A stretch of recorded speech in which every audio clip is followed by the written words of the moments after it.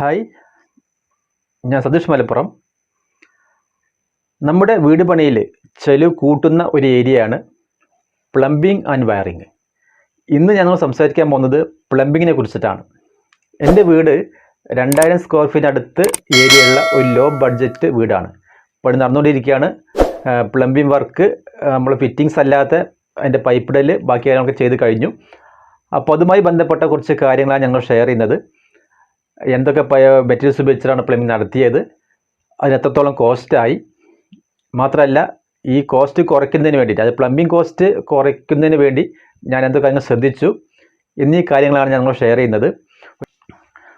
ഒരുപക്ഷെ നിങ്ങൾ വീട് പണി തുടങ്ങിയവരോ അല്ലെങ്കിൽ വീട് പണി തുടങ്ങാൻ ആഗ്രഹിക്കുന്നവരോ ആയിരിക്കാം. എൻ്റെ ഈ അനുഭവങ്ങൾ നിങ്ങളുടെ വീട് പണി ചിലപ്പോൾ ഉപകാരപ്പെട്ടേക്കാം.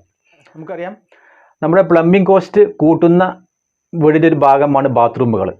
എത്രത്തോളം ബാത്റൂമുകളുണ്ടോ അതിനനുസരിച്ച് നമ്മുടെ പ്ലംബിംഗ് കോസ്റ്റ് കൂടിക്കൊണ്ടിരിക്കും. എൻ്റെ വീട്ടിൽ 4 ബാത്റൂമുകളാണുള്ളത്. അതിൽ 3 ബാത്റൂം ബെഡ്റൂം അറ്റാച്ച്ഡ് ചെയ്ത ബാത്റൂമുകളാണ്, ഒരു ബാത്റൂം പുറത്തും. 4 ബാത്റൂമുകളിൽ നമ്മൾ സാധാരണ ചെയ്യുന്ന പ്ലംബിംഗ് വർക്ക് ചെയ്തിട്ടുള്ളൂ. 2 ടാപ്പ് പോയിൻറ്റുകൾ, ഒരു ഷവർ വയ്ക്കാനുള്ള പോയിൻറ്റ്, പിന്നെ ഒരു വാഷ് ബേസിൻ വയ്ക്കാനുള്ള പോയിൻറ്റ് ഇട്ടിട്ടുണ്ട്. 3 ബാത്റൂമുകളിലും യൂറോപ്യൻ ക്ലോസറ്റ് വയ്ക്കാനുള്ള സംവിധാനം ചെയ്തിട്ടുള്ളത്. ഒരു ബാത്റൂമിൽ ഇന്ത്യൻ ക്ലോസറ്റ്, ഒരു ബാത്റൂമിൽ ഡൈവേർട്ട് റൂം, അതുപോലെ ഹീറ്റർ വയ്ക്കാനുള്ള സംവിധാനം ചെയ്തിട്ടുണ്ട്. അപ്പോൾ അതിൻ്റെ അകത്തുള്ള പ്ലംബിംഗ് വർക്ക് ചെയ്തിട്ടുള്ളത്, അതായത് കൺസീലായിട്ട് വരുന്ന പ്ലംബിംഗ് വർക്കുകളെല്ലാം PPR പൈപ്പ് ഉപയോഗിച്ചിട്ടാണ് ചെയ്തിട്ടുള്ളത്. ആ പ്ലംബിംഗ് വർക്കിനെ കുറിച്ചിട്ടും PPR പൈപ്പിനെ കുറിച്ചിട്ടും അതിൻ്റെ ഗുണത്തെക്കുറിച്ചിട്ടും എന്തുകൊണ്ട് ഞാൻ PPR പൈപ്പ് സെലക്ട് ചെയ്തതിനെ കുറിച്ചൊക്കെ ഒരു വീഡിയോ മുൻ ചെയ്തിട്ടുണ്ട്. അത് കാണാത്തവരുണ്ടെങ്കിൽ, PPR പൈപ്പിനെ കുറിച്ച് അറിയാത്തവരുണ്ടെങ്കിൽ ആ വീഡിയോ ഒന്ന് പോയി കാണാം. ആ വീഡിയോയുടെ ലിങ്ക് ഈ വീഡിയോയുടെ ഡിസ്ക്രിപ്ഷൻ ബോക്സിൽ ഞാൻ കൊടുത്തിട്ടുണ്ട്. പിന്നെ വീടിൻ്റെ അകത്തേക്ക് നോക്കുകയാണെങ്കിൽ വാഷ് ബേസിൻ്റെ അവിടെ ഒരു ടാപ്പ് പോയിൻറ്റ്, പിന്നെ കിച്ചണിൽ സിങ്കിലേക്ക് ഒരു ടാപ്പ് പോയിൻറ്റ് വെച്ചിട്ടുണ്ട്. പിന്നെ വർക്ക് ഏരിയയിൽ 2 ടാപ്പ് വെച്ചിട്ടുണ്ട്.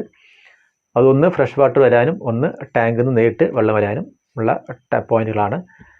പിന്നെ വീടിൻ്റെ 4 ഭാഗത്തായിട്ട് 4 ടാപ്പുകൾ, പിന്നെ ഫസ്റ്റ് ഫ്ലോറിൽ ഓപ്പൺ ടെറസിൽ വാഷിംഗ് മെഷീൻ വയ്ക്കാനുള്ള ഒരു ടാപ്പും അതുമായി ബന്ധപ്പെട്ട കുറച്ച് കാര്യങ്ങളും. ഇത്രയൊക്കെയാണ് പ്ലംബിങ്ങിൻ്റെ ചെയ്തിട്ടുള്ള സംവിധാനങ്ങൾ.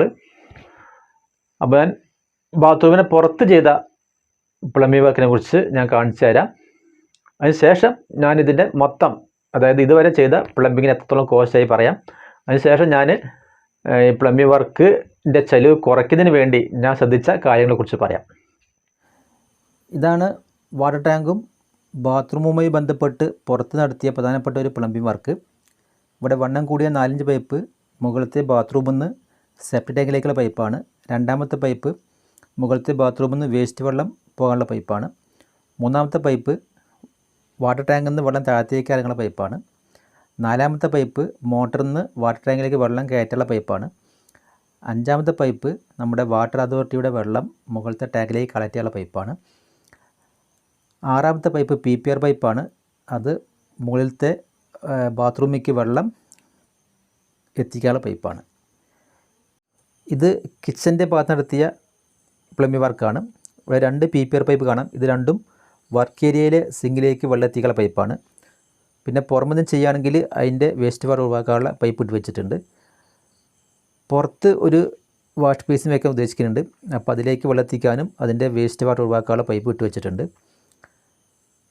വീടിൻ്റെ ഫസ്റ്റ് ഫ്ലോറിലെ ഓപ്പൺ ടെറസിലാണ് വാഷിംഗ് മെഷീൻ വയ്ക്കാൻ ഉദ്ദേശിക്കുന്നത്. അപ്പോൾ അതിലേക്ക് വെള്ളം എത്തിക്കാനും അതിൻ്റെ വേസ്റ്റ് വാട്ടർ ഒഴിവാക്കാനുള്ള പൈപ്പ് ഇട്ട് വെച്ചിട്ടുണ്ട്. ഈ വേസ്റ്റ് വാട്ടർ എല്ലാം കൂടി ഒരു മിനി മാൻഹോളിലേക്ക് കളക്ട് ചെയ്യുന്നുണ്ട്. ആ മിനി മാൻഹോളിൽ നിന്ന് ഒരൊറ്റ പൈപ്പാണ് വേസ്റ്റ് ടാങ്കിലേക്ക് ഇട്ട് വെച്ചിട്ടുള്ളത്. ഇത് കിച്ചണിലേക്ക് വെള്ളത്തിക്കാനുള്ള പൈപ്പാണ്, PPR പൈപ്പ് ഇട്ടിട്ടുള്ളത്. കൂടാതെ ഇത് സിങ്കിൽ നിന്ന് വേസ്റ്റ് വാട്ടർ ഒഴിവാക്കാനുള്ള പൈപ്പാണ്.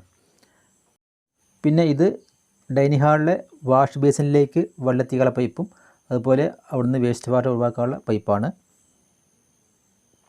ഇതൊക്കെയാണ് എൻ്റെ വീട്ടിൽ ചെയ്ത പ്ലംബിംഗ് വർക്കുകൾ. വളരെ മിനിമം ആയി ചെയ്തിട്ടുള്ളൂ. ഇനി ഇതിന് വന്ന ഒരു കോസ്റ്റ് കൂടി പറയാം. ഇതിൻ്റെ പൈപ്പ് ആൻഡ് ഫിറ്റിങ്സിന് മാത്രം വന്ന കോസ്റ്റ് 67,475 രൂപയാണ്. ഇത്രയും ചെയ്യാനുള്ള ലേബർ കോസ്റ്റ് വന്നത് 20,700 രൂപയാണ്. അങ്ങനെ മൊത്തം 88,175 രൂപ ഇതുവരെ ചെയ്യാനുള്ള പ്ലംബിംഗ് വർക്കിന് വേണ്ടി വന്നു. ഇനി ഇതിലേക്ക് ചെയ്യാനുള്ളത് ക്ലോസറ്റ്, ഷവർ അതുപോലത്തെയുള്ള ഫിറ്റിങ്സുകളാണ്. അതിൻ്റെയും ഒരു കൊട്ടേഷൻ എടുത്തിട്ടുണ്ട്. അത് ഏകദേശം ഒരു 60,000-നും 70,000-നും ഇടയ്ക്ക് വരും. അതിന് മൊത്തം നോക്കുമ്പോൾ മൊത്തം ഒരു കോസ്റ്റ് വരിക ഏകദേശം ഒരു 1.5 ലക്ഷം വരും എന്നാണ് ഞാൻ കണക്കൂട്ടുന്നത്. ഇതാണ് 2000 സ്ക്വയർ ഫീറ്റ് അടുത്ത് ഏരിയയുള്ള ഒരു 4 ബാത്റൂമുള്ള എൻ്റെ വീടിന് വരുന്ന പ്ലംബിംഗ് കോസ്റ്റ്. അപ്പോൾ ഏകദേശം ഈ ഒരു കണക്ക് വെച്ച് നിങ്ങളുടെ വീടിൻ്റെ പ്ലംബിംഗ് കോസ്റ്റും നിങ്ങൾക്ക് കണക്കാക്കാവുന്നതാണ്. ഇനി പ്ലംബിംഗ് കോസ്റ്റ് കുറയ്ക്കാൻ ഞാൻ ശ്രദ്ധിച്ച കാര്യം കൂടി ഒന്ന് പറയാം. പ്ലംബിംഗ് കോസ്റ്റ് കൂട്ടുന്നതിൽ മുഖ്യ പങ്ക് വഹിക്കുന്നതാണ് നമ്മുടെ ബാത്റൂമുകൾ. അപ്പോൾ നമ്മൾ വീട് പണിയുടെ പ്ലംബിംഗ് കോസ്റ്റ് കുറയ്ക്കണമെങ്കിൽ ഈ ബാത്റൂമുകൾ നമ്മൾ അറേഞ്ച് ചെയ്യുമ്പോൾ, നമ്മൾ പ്ലാൻ വരയ്ക്കുമ്പോൾ തന്നെ എന്ത് ചെയ്യണം, അത് വീടിൻ്റെ ഒരേ സൈഡിൽ വരത്തക്ക വിധത്തിൽ ക്രമീകരിക്കുക. അല്ലെങ്കിൽ താഴെ മേലെയൊക്കെ ആണെങ്കിൽ ഒന്ന് താഴത്തെ ബാത്റൂം നേരെ മുകളിൽ രണ്ടാമത്തെ ബാത്റൂം അങ്ങനെ ക്രമീകരിക്കുക. ഇങ്ങനെ ക്രമീകരിക്കുമ്പോൾ നമുക്ക് പരമാവധി പൈപ്പിന് നീളം കുറയ്ക്കാൻ പറ്റും. അതിലൂടെ നമുക്ക് പ്ലംബിംഗ് കോസ്റ്റ് കുറയ്ക്കാൻ പറ്റും. നമുക്കറിയാം, പല വീടുകൾ നമ്മൾ കണ്ടിട്ടുണ്ട്, ഒരു ബാത്റൂം ഒരു കോർണറിലാണെങ്കിൽ മറ്റേ ബാത്റൂം വീടിൻ്റെ മറ്റേ കോർണറിലായിരിക്കും. അപ്പോൾ അങ്ങനെ വരുമ്പോൾ ആ ഭാഗത്തൊരു സെപ്റ്റി ടാങ്ക് ഉണ്ടാക്കേണ്ടി വരും, ഈ ഭാഗത്തൊരു സെപ്റ്റി ടാങ്ക് വേറെ ഉണ്ടാക്കേണ്ടി വരും. അപ്പോൾ ഒരു സെപ്റ്റി ടാങ്ക് മാത്രമാണെങ്കിൽ നമുക്ക് അത്രയും ഭാഗത്തിലൂടെ നമുക്ക് ഈ പൈപ്പ് കൊണ്ടുവരേണ്ടി വരും. ഇതൊക്കെ നമ്മുടെ പ്ലംബിംഗ് കോസ്റ്റ് കൂട്ടുന്ന കാര്യങ്ങളാണ്. എൻ്റെ വീടിൻ്റെ ഒരു പ്ലാൻ കണ്ടല്ലോ. ഇവിടെ 2 ബാത്റൂമാണ് താഴെ, ഒന്ന് പുറമുള്ള ബാത്റൂം, ഒന്നകത്ത് ബെഡ്റൂമിന് അറ്റാച്ച് ചെയ്ത ബാത്റൂമാണ്. ഇത് രണ്ടും ഒരേ ഭാഗത്താണ്. മുകളിലത്തെ ബെഡ്റൂമിൻ്റെ ബാത്റൂമും താഴെ ബാത്റൂം നേരെ മുകളിലാണ്.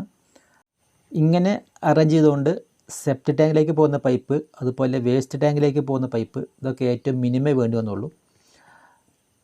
താഴെ എല്ലാ പൈപ്പും ലിങ്ക് ചെയ്ത് കൊടുത്താണ്. അപ്പോൾ ഇവിടെ ഈ പൈപ്പിൻ്റെ കാര്യത്തിൽ വളരെയധികം ക്യാഷ് ലാഭിക്കാൻ പറ്റിയിട്ടുണ്ട്. അതുപോലെ തന്നെ 4ാമത്തെ ബാത്റൂം വരുന്നത് ഫസ്റ്റ് ഫ്ലോറിലാണ്. അതും ഇതേ സൈഡിൽ തന്നെയാണ്. മാത്രമല്ല വേസ്റ്റ് ടാങ്കിൻ്റെയും സെപ്റ്റി ടാങ്കിൻ്റെയും അടുത്ത് തന്നെയാണ്. അവിടെയും നമുക്ക് മിനിമം പൈപ്പേ വേണ്ടി വന്നുള്ളൂ. ഇങ്ങനെ ബാത്റൂമുകൾ അറേഞ്ച് ചെയ്യുകയാണെങ്കിൽ പ്ലംബിങ്ങിൻ്റെ കാര്യത്തിൽ ഒരു വലിയ എമൗണ്ട് ലാഭിക്കാൻ പറ്റും എന്നാണ് എനിക്ക് നിങ്ങളോട് പറയാനുള്ളത്. അതുപോലെ തന്നെ dining hall, kitchen, work area, ഇതിലെ സിങ്കുകളും വാഷ് ബേസിനും എല്ലാം ഒരേ ലൈനിലാണ് വരുന്നത്. അതുകൊണ്ട് തന്നെ അതിലേക്ക് വെള്ളം എത്തിക്കുന്ന പൈപ്പുകളും അതിൽ നിന്ന് വേസ്റ്റ് വാട്ടർ പോകുന്ന പൈപ്പുകളും എല്ലാം ലിങ്ക് ചെയ്ത് കൊടുക്കാൻ കഴിഞ്ഞു. അതിലൂടെ പൈപ്പ് വളരെയധികം നമുക്ക് ലാഭിക്കാൻ പറ്റി. അങ്ങനെ നമുക്ക് പ്ലംബിങ്ങിൻ്റെ കാര്യത്തിൽ ക്യാഷ് ലാഭിക്കാൻ പറ്റിയിട്ടുണ്ട്. പിന്നെ പൈപ്പിൻ്റെ അളവും അതുപോലെ ഫിറ്റിങ്സൊക്കെ കുറയ്ക്കാൻ പറ്റുന്ന ഒരു സംവിധാനമാണ് ഇത്തരം മിനി മാൻഹോളുകൾ.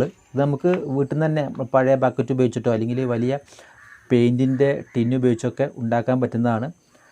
നമ്മുടെ ഡൈനിങ് ഹാള്, അതുപോലെ കിച്ചൺ, അതിൽ വർക്ക് ഏരിയ, ഇവിടെ നിന്നൊക്കെ വരുന്ന വേസ്റ്റ് വെള്ളം ഇതിൽ കളക്ട് ചെയ്തിട്ട് ഇവിടുന്ന് ഒരൊറ്റ പൈപ്പ് നമ്മുടെ വേസ്റ്റ് ടാങ്ക് ഇട്ടാൽ മതി.